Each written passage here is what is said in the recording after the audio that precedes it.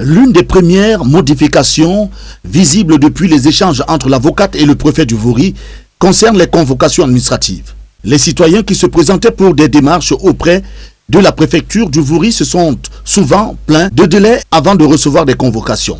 Face à ces critiques, le préfet s'est résolu à une convocation dans des délais plus raisonnables, facilitant ainsi désormais l'accès des citoyens aux services publics.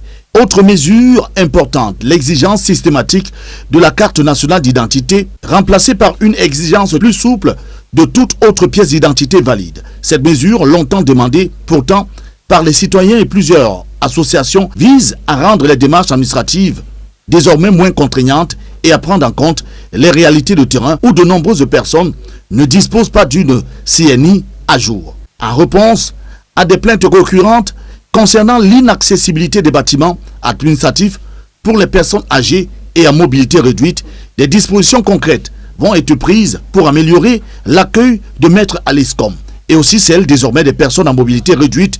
Un aménagement du rez-de-chaussée de la préfecture a été fait, précise le préfet, afin de permettre un meilleur accès à toutes les personnes handicapées ou ayant des difficultés de mobilité. Ce geste vise à répondre aux exigences de la loi sur l'accessibilité et à remédier à des problèmes de longue date. Il est évident que ces changements n'auraient pas eu lieu sans cette sortie vigoureuse de maître Alice Com.